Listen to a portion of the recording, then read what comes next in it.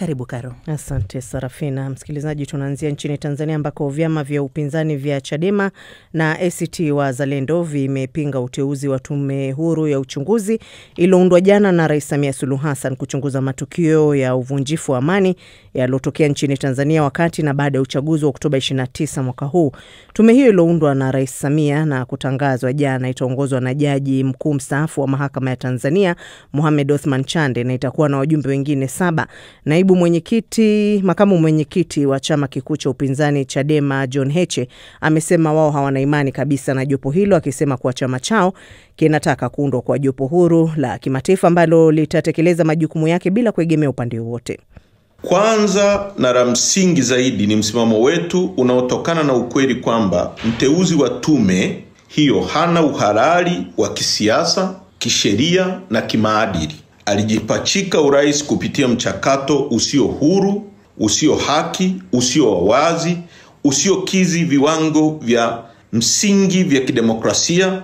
Tume ya aina hii ni chombo cha rais kinachofanya kazi kwa matakwa na maelekezo yake.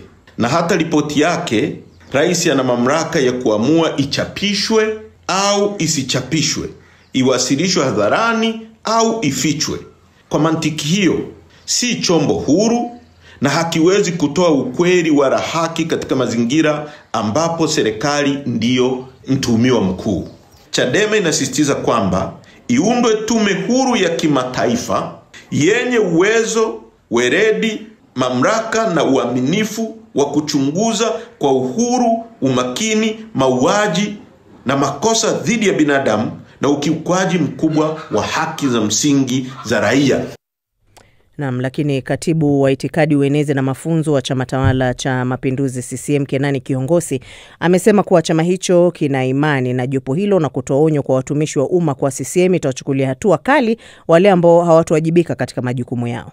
Tunawaomba makamishna wa tume hiyo wakiongozwa na Jaji Mkuu mstaafu ndugu Mohamed Chande Othman waifanye kazi hiyo kwa maslahi mapana ya taifa kwa uadilifu na uzalendo, na watoe majawabu ambayo yataweza na yatawezesha safari njema ya kuijenga Tanzania iliyo njema, yenye maelewano na amani pamoja na utulivu, pia kwa kuzingatia usalama kwa wananchi wote. Napenda kutumia fursa hii kumtia moyo Dr. Samia Suluhu Hassan kwamba Chama cha Mapinduzi kipo naye bega kwa bega katika safari hii ya kwenda kutekeleza jukumu kubwa la maendeleo ambalo amekabidhiwa na wananchi kwa miaka 5 ambayo inakuja. Wajibu wetu kama Chama cha Mapinduzi ni kwenda kuisimamia serikali na sio serikali kwenda kukisimamia chama. Na ndio maana awali nimesema wateuliwa wote waende wakawajibike, kwa sababu chama hakita sita kumchukulia hatua kiongozi yoyote wa serikali, awe mteuliwa awe mchaguliwa, ambaye atakwenda kufanya kazi kwa maslahi yake binafsi. Na tukisalia hapo Tanzania ni kwa mwili wa Joshua Loitu Mwalel, raia wa Tanzania mwenye umri wa miaka 21 aliyeuawa na Hamas wakati wa mashambulizi ya Oktoba 7 umewasili leo katika uwanja wa ndege wa kimataifa wa Kilimanjaro, ambapo umepokelewa na familia yake na maafisa kadhaa wa serikali. Mapema jana ubalozi wa Tanzania nchini Israel ulifanya ibada ya wafu katika mnara wa kumbukumbu wa Tel Aviv kabla ya kusafirishwa kwa mwili huo. Nimezungumza na Samia Wami anayeanza kwa kuelezea hali ilivyokuwa leo hii.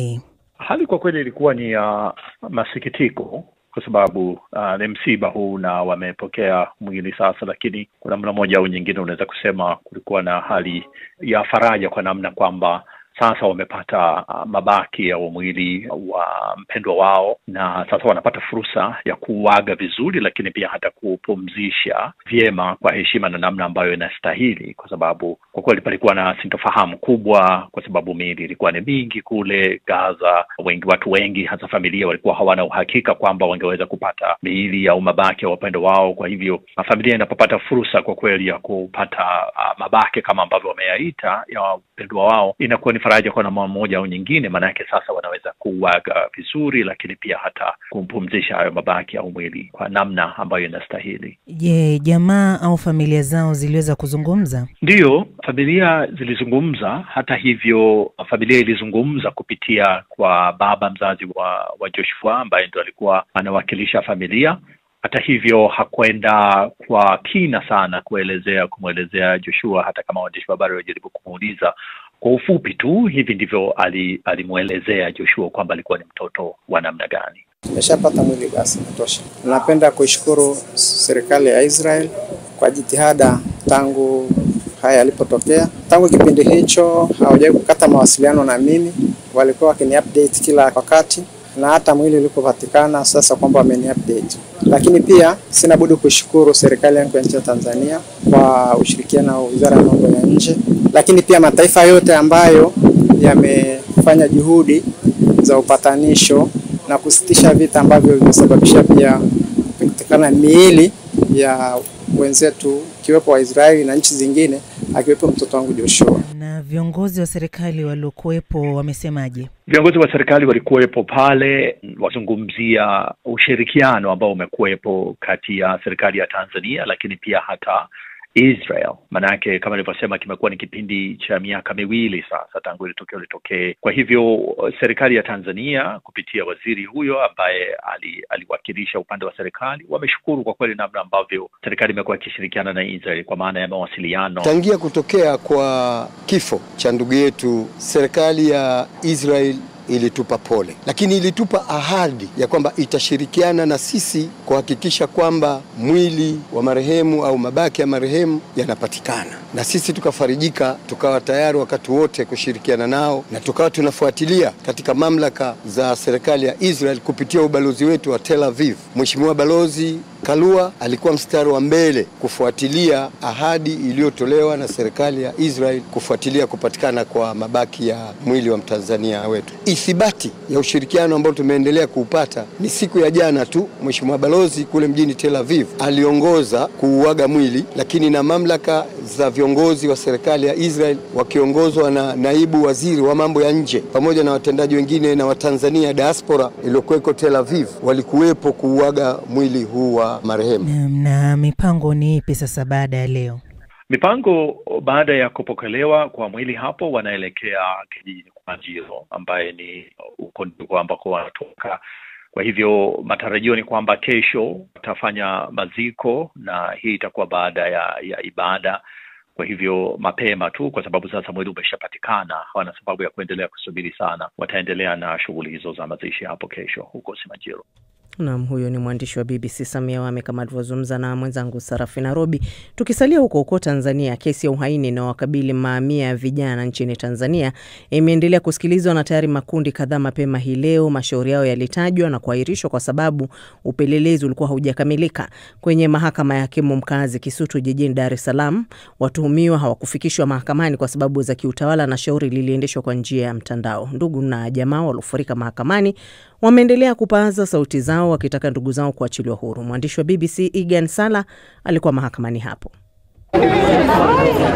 Mapema asubuhi, viwanja vya mahakama ya hakimu mkazi Kisutu jijini Dar es Salaam vilifurika, wake kwa waume na hata watoto wadogo.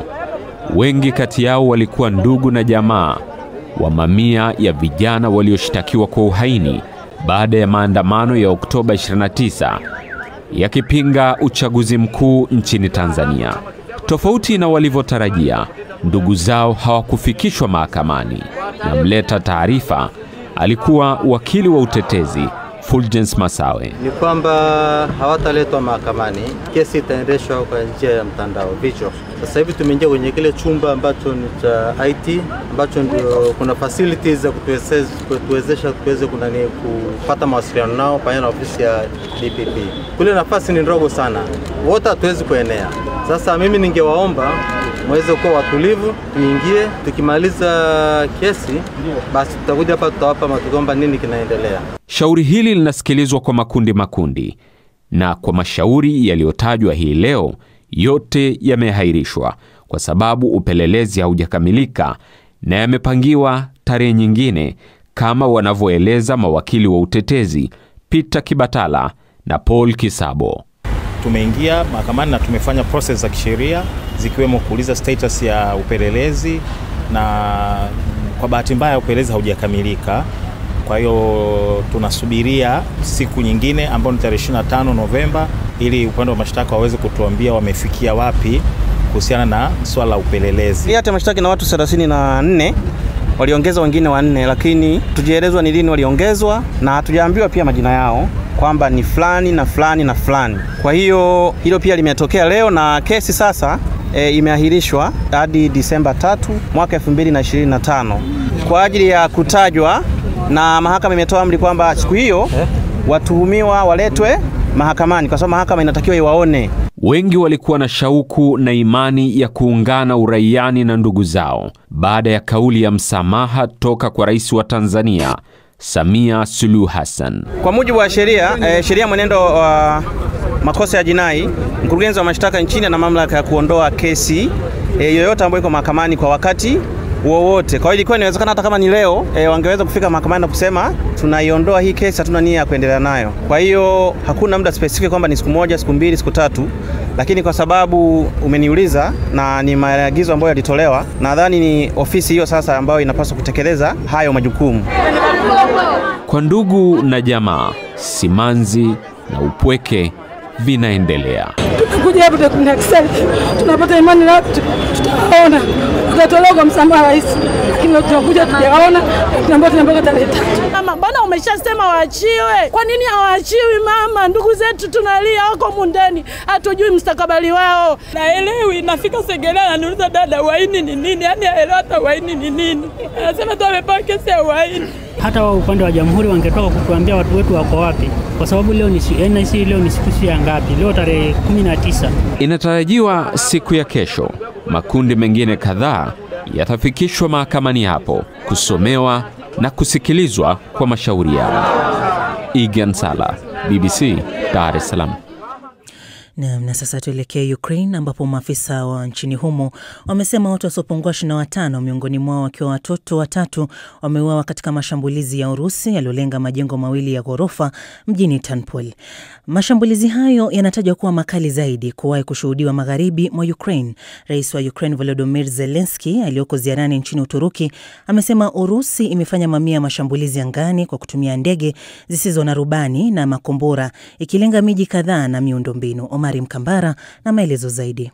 Rais Zelensky amesema Urusi wamerusha zaidi ya ndege 470 zisizo na rubani na takribani makombora 50 usiku wa kuamkia leo, ikilenga miji na makazi katika maeneo mbalimbali ya Ukraine. Nchi jirani za Poland na Romania zilituma ndege za kivita kwa tahadhari, huku drone moja ya Urusi ikiripotiwa kuanguka katika ardhi ya Romania. Katika mji wa Kharkiv, wilaya 3 zimeharibiwa vibaya na shambulio kubwa la drone ambalo lilijeruhi zaidi ya watu 30 wakiwemo watoto. Picha zilizowekwa mtandaoni zinaonyesha majengo na magari yakiwaka moto. Mwanajeshi wa Ukraine ameielezea hali ilivyo katika mstari wa mbele, akisema mapigano bado ni makali na Warusi wanaendelea kusonga mbele kwa nguvu, na katika maeneo mengi wanaokwenda mstari wa mbele wanachokisubiri ni kifo kwa asilimia kubwa. It means like 95% that I will die. I will just die. Katika eneo hili kuna kama asilimia 95 kwamba nitakufa. Nitakufa tu, ndiyo, kwa sababu hatuna vifaa vya kutosha kuhimili mashambulizi. Vita hivi ni tofauti sana na vile vya miaka michache iliyopita.